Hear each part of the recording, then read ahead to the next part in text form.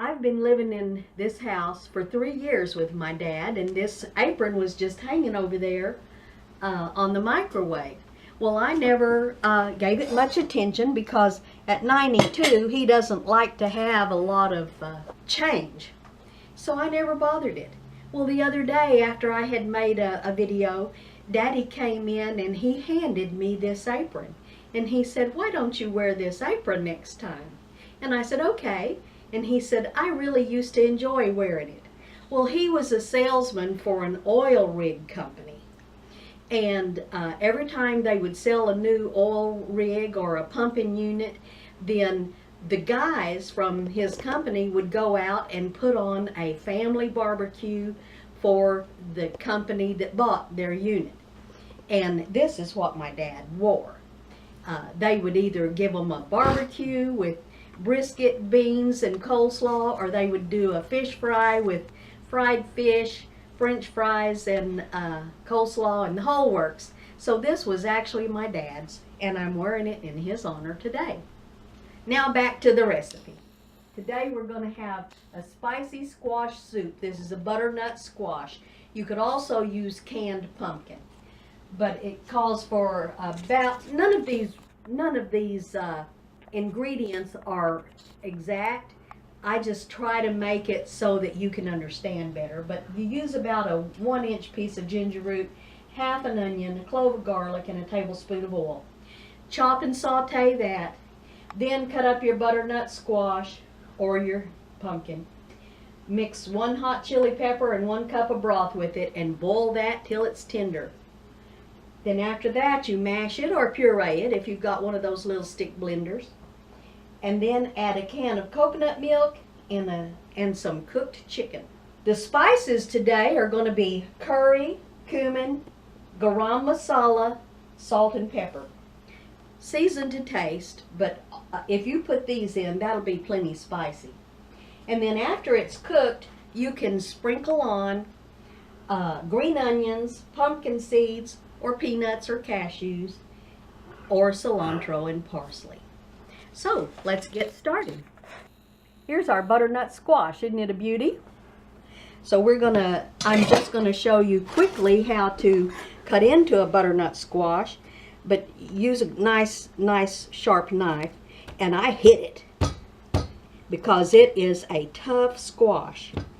You can also use raw pumpkin. I have, and it's delicious. Just cut it until you can get it split in two.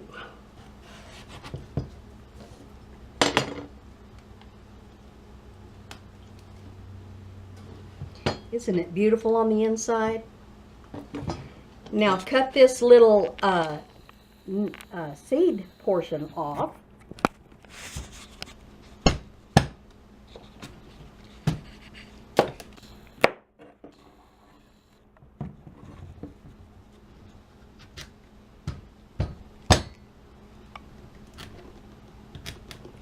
You can also cut this in half and roast it on a cookie sheet upside down for about an hour, and then it's not so hard to cut.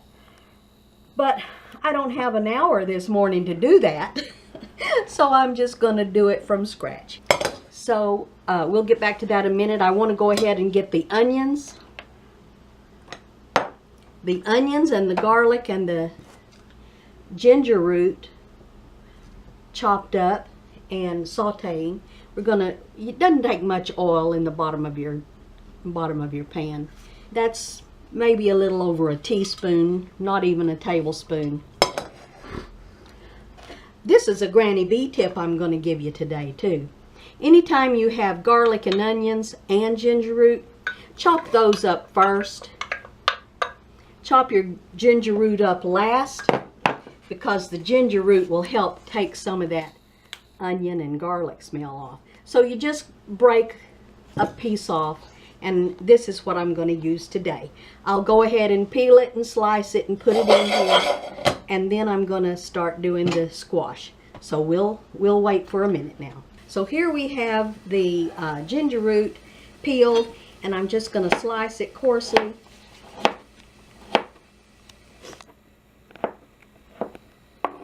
and chop it coarsely.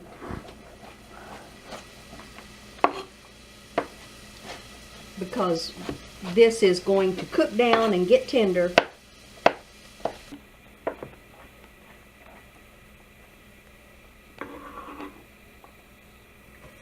And we're going to mash it up. Alright, this is starting to sizzle. It's going to take about a cup of chicken broth. I have my homemade chicken broth just to give that a little time to get going. And then I'll show you how we do the rest of this squash. You can use a spoon or you can use a paring knife. Just cut those seeds out and cut the rind off.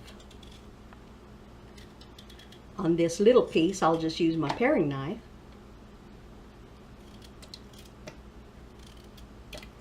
But on the big pieces, I would stand it up and cut down it like this with my big knife.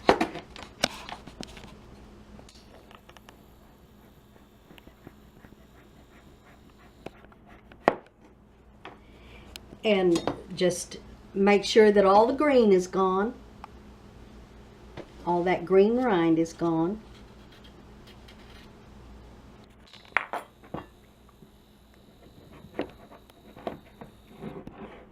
And cut it into chunks. Okay, I'll finish the rest of it away from the camera. Okay, I've got my squash pieces in there. I've added it to the onions and garlic. And now I'm going to add this red chili. Now this is an arbol chili. Arbol chili. These are hot. But this is a Thai inspired thing. And they do like their things hot. So, but I'm just going to give this also just a rough chop. And I'm going to put it in my pan, and I'm going to go ahead and add the spices. So we've got our butternut squash. I've peeled and chopped it. I've added the hot chili. It's in the broth. So now I'm going to go ahead and add the seasonings. I've already measured them out, and I used about a teaspoon of each. I've got cumin, garam masala. I buy the garam masala at an Asian store. If you don't have an Asian store in your area, some of the Walmarts I've started noticing do have it from time to time. But you can also look on the internet and get a recipe to make your own garam masala. Curry powder. A friend gave me this. She worked for Watkins. She gave me the Watkins curry. Watkins spices are wonderful.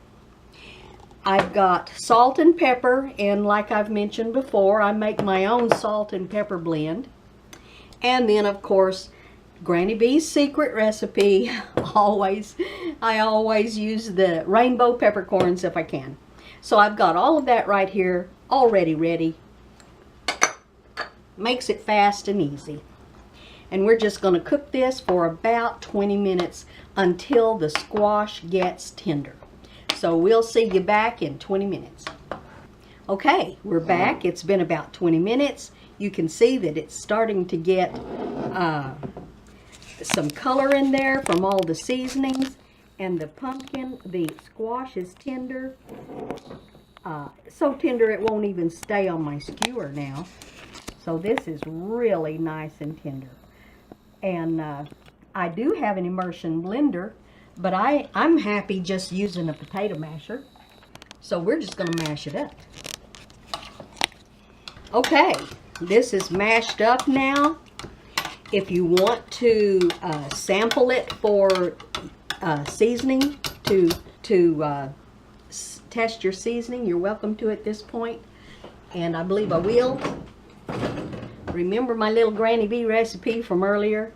Always use a big spoon for dipping and a smaller spoon for tasting.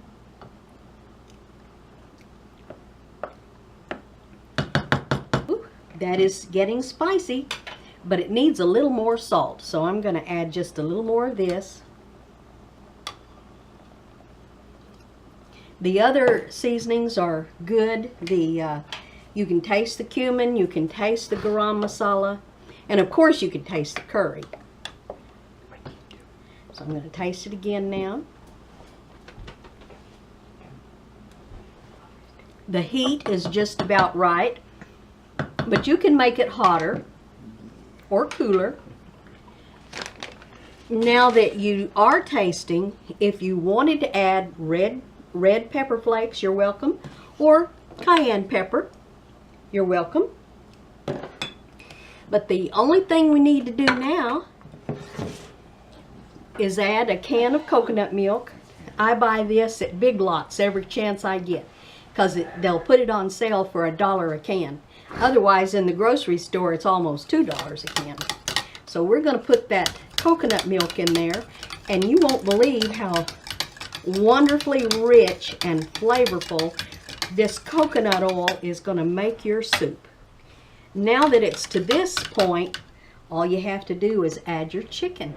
Now, I always have chicken, when I cook chicken and there's any left over, I'll put it in a freezer bag and put it in the freezer. So I've got, this is about 4 cups of chicken. You don't have to use that much, but I'm going to put that chicken and what little bit of chicken broth has coagulated in there. Look how rich that jelly is. Oh, I like making my own chicken and chicken broth, because when you can see that jelly, you know it's going to be rich and good. So we're going to put, that's about 3 cups. The reason I'm doing it this way is because that's as big as my pan is. That's how I measure things. And this chicken, since I've already taken it out of the freezer now, I'll make chicken salad out of that. Chicken salad is another one of those things that I get asked for a lot. Oh, Berta, please bring your chicken salad, because I do mine different than anybody else. And I like doing things that people like and ask me for. So if you have a special request, you want to know how to do something, leave me a comment. This is done just as soon as that chicken gets warm. If you cook it a little longer, but don't let it boil, if you cook it a little longer, it'll get a little thicker. But just depending on how thick you want it, that's really okay. This is not a super thick soup. It's supposed to have some sipping quality. So I'm going to go ahead and dish it out, and I'm going to let my husband, my cameraman, give me a taste test here. There you go, darling. I'll hand you a spoon in just a minute.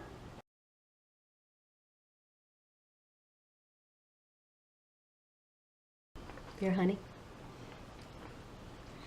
And I'm going to get my own now. Num num num num num. That sounds like that old agulator that was in the tea party. Wonder if there's any relation. Okay, and I'm going to take a sip. Oh yeah, this is good. This is just right. Now, the only other thing that I didn't tell you is that most people eat this over rice. But because I'm on my diet and Bruce doesn't like rice, then I am only eating the soup today. But watch my chicken and rice soup video to learn how to make rice. And enjoy. And Wendy, this is for you. That's been Granny B's recipe. Take it and make it your own. Thanks again.